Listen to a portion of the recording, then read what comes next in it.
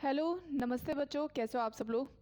स्वागत करती हूँ आप सबका आपके अपने यूट्यूब चैनल यही चाणक्य विद्यापीठ के ऊपर। मैं हूँ आपकी भावना मैम और आज आप लोगों के लेके आई हूँ navy, Indian navy, MR, SSR और उसके साथ में मेडिकल असिस्टेंस के रिगार्डिंग आज बहुत ही इंपॉर्टेंट इन्फॉर्मेशन लेके आई हूँ आप सभी बच्चों के लिए। तो इस पूरी वीडियो के अंदर हम किसके बारे में डिस्कस करेंगे।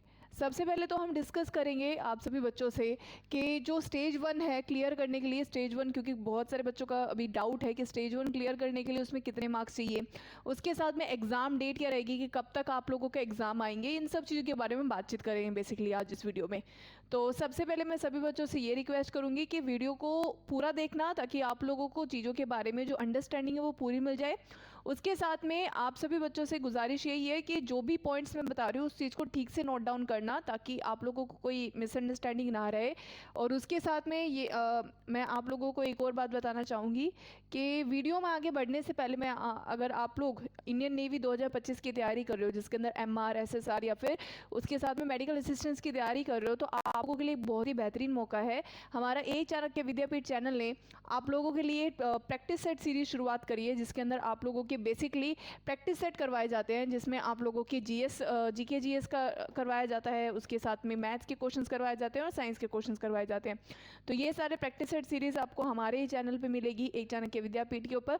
और ये जो सीरीज़ है ये आप लोगों की, मैं यानी कि आपकी भावना मैम और दीक्षा मैम आप लोगों की दोनों मिलकर ये प्रैक्टिस सेट सीरीज़ पूरी करवाते हैं।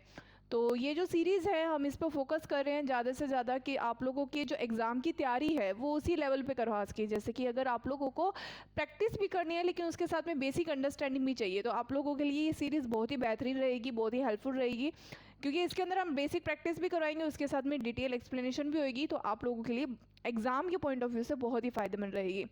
तो आइए चलते हैं आज की इन्फॉर्मेशन की तरफ। सबसे पहले तो बात करी जाए कि आप लोगों की एग्ज़ाम की डेट क्या रहने वाली है, क्योंकि कई सारे बच्चों का कन्फ्यूज़न तो यही है कि मैम आखिरकार हमारी एग्ज़ाम की डेट क्या रहेगी।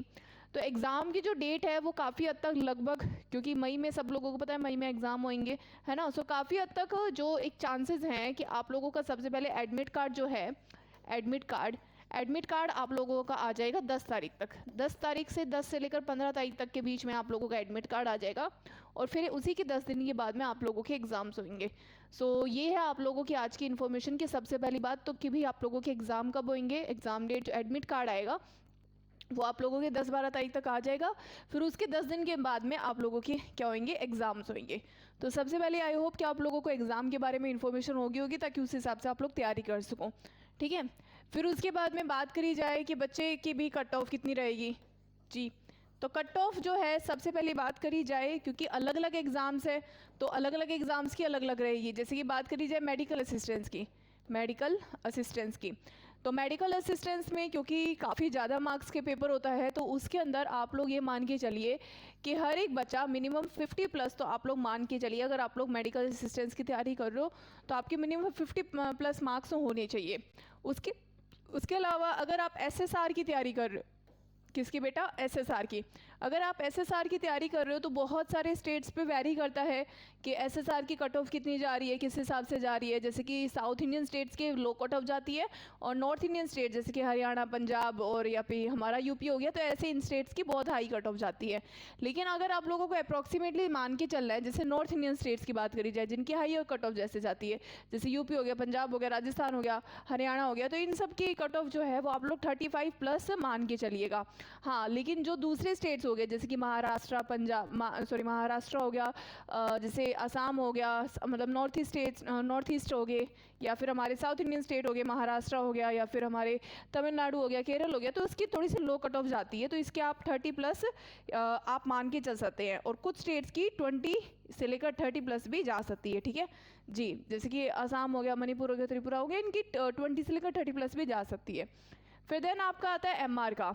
एमआर की कितनी कट ऑफ जा सकती है बेटा, तो एमआर की जो है वही है कि भी इट्स ऑल डिपेंड अपॉन कि स्टेट टू स्टेट वेरी करता है, लेकिन जो हायर स्टेट्स होते हैं जिनकी हायर कट ऑफ जाती है, जैसे लास्ट टाइम हमारी जो इस बार हायर जो मैक्सिमम जो कट ऑफ गई थी वो जो इस बार गई थी वो 30 प्लस गई थी।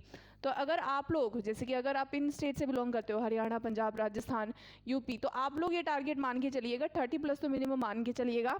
हाँ, फिर अगर दूसरे लो स्टेट आ जाते हैं जैसे कि मध्य प्रदेश, छत्तीसगढ़, झारखंड, अगर ऐसे स्टेट से अगर आप बिलोंग करते हो तो 20 to 30 प्लस आप लोगों की आ सकती है।